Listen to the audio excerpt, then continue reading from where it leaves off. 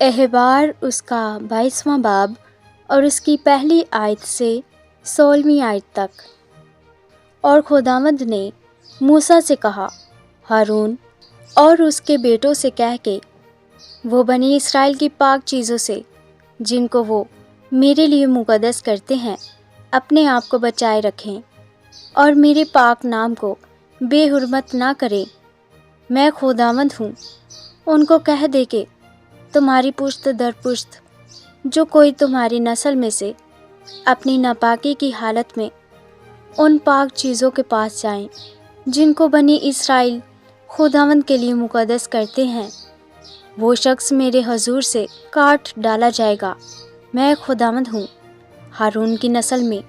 جو کوڑی یا جریان کا مریض ہو، وہ جب تک پاک نہ ہو جائے پاک چیزوں میں سے کچھ نہ کھائے، اور جو کوئی ایسی چیز کو جو مردہ کے سبب سے ناپاک ہو گئی ہے یا اس شخص کو جس کی دات بہتی ہو چھوئے، یا جو کوئی کسی رینگنے والے جاندار کو جس کے چھونے سے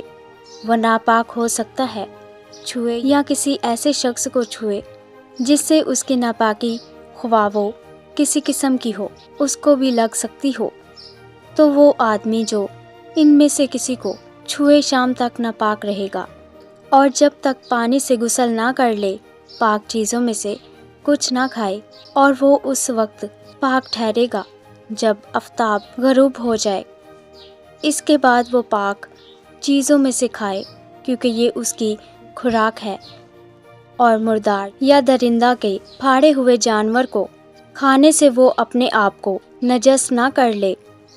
میں خداوند ہوں۔ اس لیے وہ میری شرع کو مانے، تا نہ ہو کہ اس کے سبب سے ان کے سر گناہ لگے اور اس کی بے حرمتی کرنے کی وجہ سے وہ مر بھی جائیں۔ میں خداوند ان کا مقدس کرنے والا ہوں۔ کوئی اجنبی پاک چیز کو نہ کھانے پائے، خواہ وہ کاہن ہی کے ہاں ٹھہرا ہو یا اس کا نوکر ہو تو بھی وہ کوئی پاک چیز نہ کھائے، لیکن وہ جسے کاہن نے اپنے زر سے خریدا ہو اسے کھا سکتا ہے، اور وہ جو اس کے گھر میں پیدا ہوئے ہوں وہ بھی اس کے کھانے میں سے کھائیں۔ اگر کاہن کی بیٹی کسی اجنبی سے بیاہی گئی ہو تو وہ پاک چیزوں کی قربانی میں سے کچھ نہ کھائے، پر اگر کاہن کی بیٹی بیوہ ہو جائے یا مطلقہ ہو اور بے اولاد ہو اور لڑکپن کے دنوں کی طرح اپنے باپ کے گھر میں پھر آ کر رہے، تو وہ اپنے باپ کے کھانے میں سے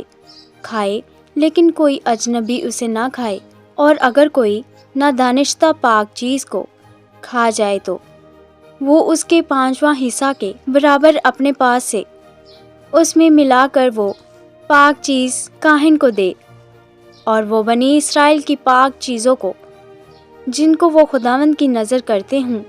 بے حرمت کر کے ان کے سر اس گناہ کا جرم نہ لا دے جو ان کی پاک چیزوں کے کھانے سے ہوگا، کیونکہ میں خداوند ان کا مقدس کرنے والا ہوں۔ آمین۔